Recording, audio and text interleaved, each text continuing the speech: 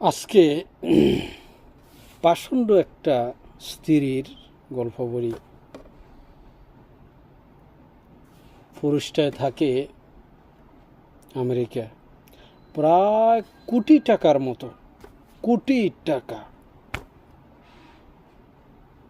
দুইটা বাচ্চা আছে, ওয়াইফ আছে, শ্বশুর আছে, শাশুড়ি আছে। শ্বশুরের নামে টাকা পয়সা এবং কি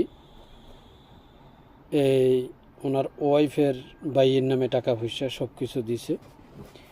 লাস্টে টাকা পয়সার হিসাব চাইছে, স্ত্রীও পাত্তা দেয় না, ওই স্ত্রীর ভাইও পাত্তা দেয় না, শ্বশুরও পাত্তা দেয় না, মানে হিসাব দিবে না।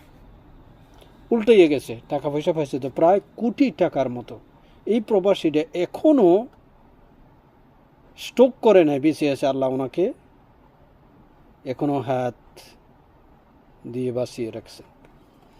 তবে এই বাইটার জন্য আমি দোয়া করি, বাইটাকে বলি একদিন বিচার হবে এই জমিনের উপরে। চিন্তা করেন, ওয়াইফটা হচ্ছে যে আজরাইল, কারণ আল্লাহ যদি ওয়ার্ডার দিয়ে আজরাইল আলাইহিসসালাম রূহ কবজ করে, ওয়াইফটা হচ্ছে আজরাইল, আর ওয়াইফের মা হচ্ছে আজরাইলের চেয়ে আরও আজরাইল বড় খারাপ।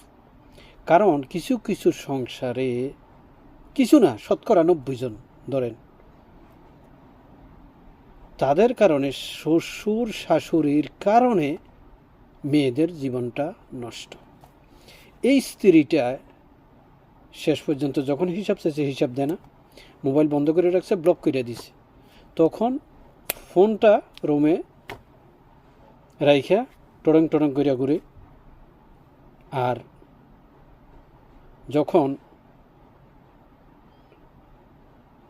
এই স্বামীটে ফোন দেয়, তখন শাশুড়ি বলে, তোমার আঙ্কেলে ফোন দিছে, ফোনটা ধরো।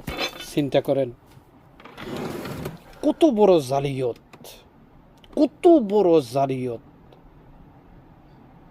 এই অসিব্যকে আল্লাহ কবে হেদায়েত করবে?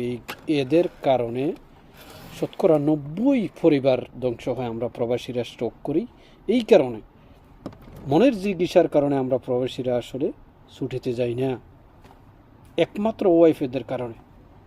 চিন্তা করেন, আজকে দিশেহারা। ওই বাইটা তারপরেও বলতে আছে, আমার ছেলেটির মেয়েটির ভবিষ্যৎ, দুইটা সন্তান আমার ভবিষ্যৎ, আমি চাই। কোথায় যাবেন? আল্লাহ আমাদেরকে হেদায়েত করুক। সাবধান, যা করবে